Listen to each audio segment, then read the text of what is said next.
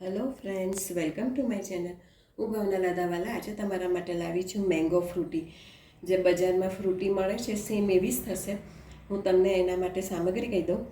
એક બાઉલ ભરીને પાકી કેરીના ટુકડા છે, અડધો બાઉલ ખાંડ, એક કાચી કેરી છીણેલી છે. ધારો કે તમારી જોડે કાચી કેરી ના હોય તો તમે 2 લીંબુના રસ નાખી દેશો તો પણ ચાલશે.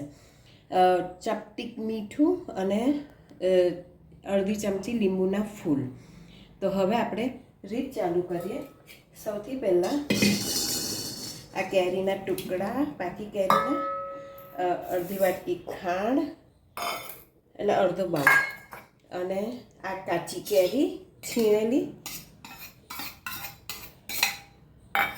અને ચપટીક મીઠું, એ બધું આપણે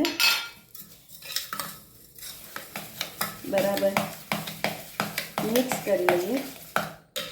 મિક્સ કરીશું એટલે એનો રસો છૂટશે. હવે આપણે એને આ મિક્સર છે એને મિક્સરમાં ગ્રાઇન્ડ કરી લેવાનું છે.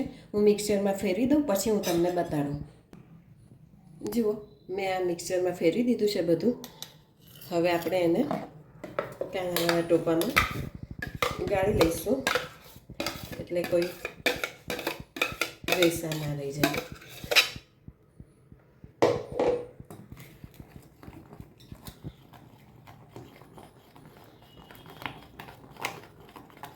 આ ગળાઈ જાય પછી હું તમને બતાડું.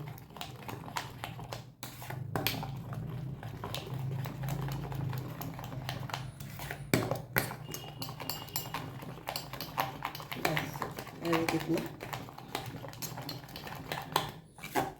એને ગાળી લેવાનું છે.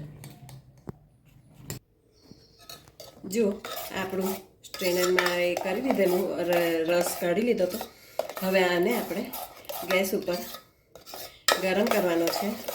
લગભગ 5-7 મિનિટ સુધી એને ઉકાળવાનો છે એટલે એનું જે મોઇશ્ચર હોય એ બધું જતું રહે. એ 5-1 મિનિટ તમને ઉકાળીને પછી બતાડું. તમે જોઈ શકો છો કે આપણો આ રસ સરસ ઉકળી ગયો છે. હવે આપણે પ્રિઝર્વેટિવ માટે 1 ચમચી લીંબુના ફૂલ નાખવાના છે. એને લીધે ખટાશ પણ આવશે અને તમારું આ પ્રિઝર્વેટિવ તરીકે ચાલશે. હવે ગેસ બંધ કરીને આપણે એને ઠંડુ પડવા દઈએ. ઠંડુ પડે પછી એની ફ્રૂટી કેમની બનાવવાની એ હું તમને પછી કહું. જુઓ, હવે આપણો આ પલ્પ તૈયાર થઈ ગયો છે. તમે આને ફ્રીઝમાં રહેવા દેશો તો મહિના સુધી, કાચની બોટલમાં ભરીને રહેવા દેશો તો સ્ટોર કરશો તો એવો ને એવો રહેશે. હવે ફ્રૂટી બનાવવા માટે હું તમને કહું. મેં ગ્લાસમાં આઈસ ક્યુબ લીધા છે અને પછી એમાં 1 ચમચા જેટલો આ પલ્પ નાખવાનો છે. આઈસ ક્યુબ અને થોડુંક પાણી, બસ. હવે એને આપણે મિક્સ કરી દઈશું. તો તમે જોઈ શકો છો આપણી મસ્ત મેંગો ફ્રૂટી તૈયાર થઈ ગઈ છે.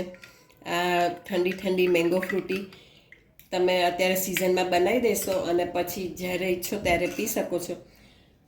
તો તમે ચોક્કસ ટ્રાય કરજો. જો તમને મારી આ રેસીપી પસંદ આવી હોય તો પ્લીઝ મને સબસ્ક્રાઈબ જરૂરથી કરજો અને બેલ બટન દબાવજો. Thank you.